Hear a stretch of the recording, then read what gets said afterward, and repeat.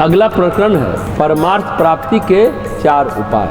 कै जूझिबो कै बूझिबो दान की काय कलेश चारी चारू परलोक पथ यथा जोग उपदेश।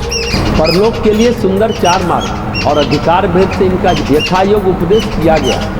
वेदाध्ययन आदि के द्वारा ज्ञान अर्जन करना ब्राह्मण के लिए, सम्मुख समर में युद्ध करना क्षत्रियों के लिए, व्यापार में धन कमाकर दान देना वैश्य के लिए और शरीर से कष्ट सहकर सेवा करना शूद्र के लिए। ये चारों मार्ग से परलोक जाया जा सकता है। ऐसा नहीं है कि कोई एक मार्ग ही अनिवार्य है। जिस समय जो धर्म का पालन आप कर रहे हैं उसे करने पर परलोक की प्राप्ति सुनिश्चित है। जूझिबो मतलब संघर्ष और बूझिबो का मतलब है ज्ञान। दान मतलब देना और काय क्लेश मतलब कष्ट सहकर सेवा करना। वर्ण के हिसाब से किया गया है ये भेद।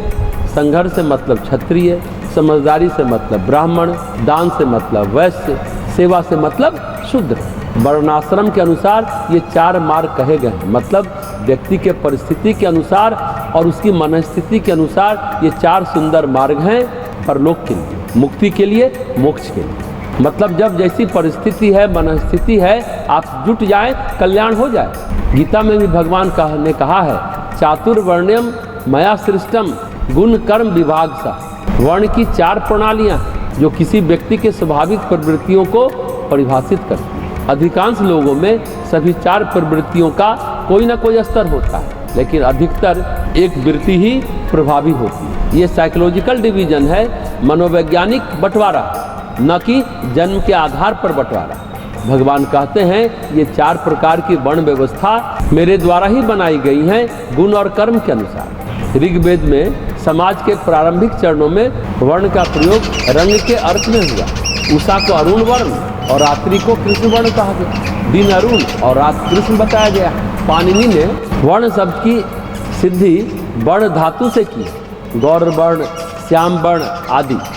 कालांतर में चारों वर्णों के लिए भिन्न भिन्न रंग निश्चित किए गए, जो क्रमशः श्वेत, लाल, पीला और काला था। श्वेत रंग का परिचायक सत्वगुण, लाल रंग रजोगुण, पीले रंग का परिचायक रजोगुण और तमोगुण और काले रंग का परिचायक तमोगुण। गीता में जो भगवान ने कहा गुण कर्म के आधार पर मैंने ये चारों वर्ण बनाया। वर्ण का एक अर्थ है चुनना अथवा वर्ण करना। वर्ण का तात्पर्य है अपने व्यवसाय से संबंधित संस्कृति के। वर्ण का तात्पर्य है अपने व्यवसाय से संबंधित। संस्कृत के वरी धातु से वर्ण शब्द की उत्पत्ति हुई है।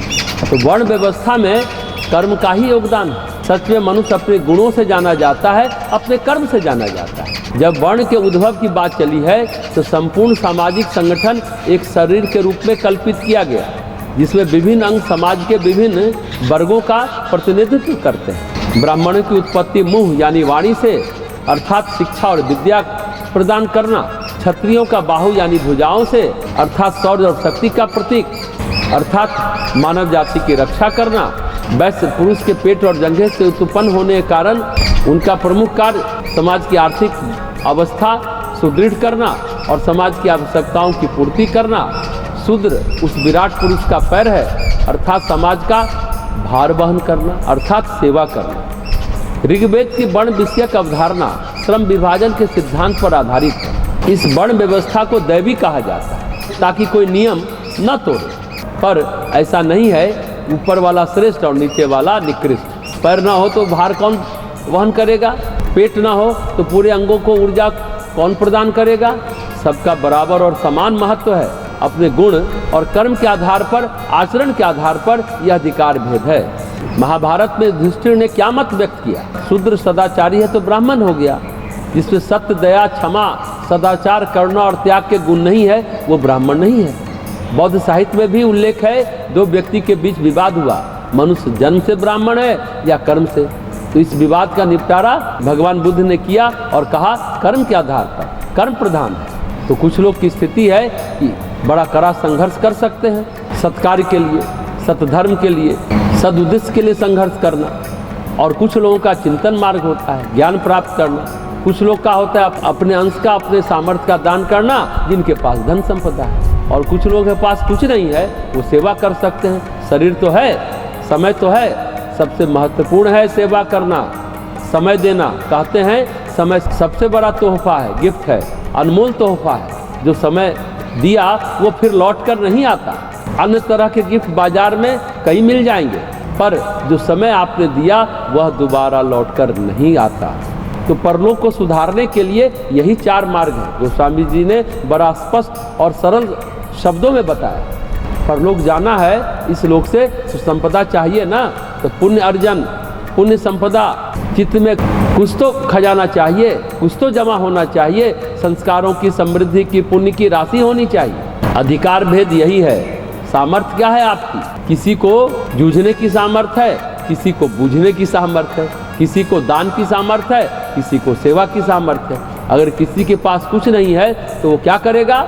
केवल मनोभाव है तो उस भाव से सेवा करेगा। तो कहने का तात्पर्य गोस्वामी जी का इतना है कि चारों सुंदर मार्ग से परलोक मिल सकता है, क्योंकि मनुष्य होना ही परलोक मार्ग की कसौटी है।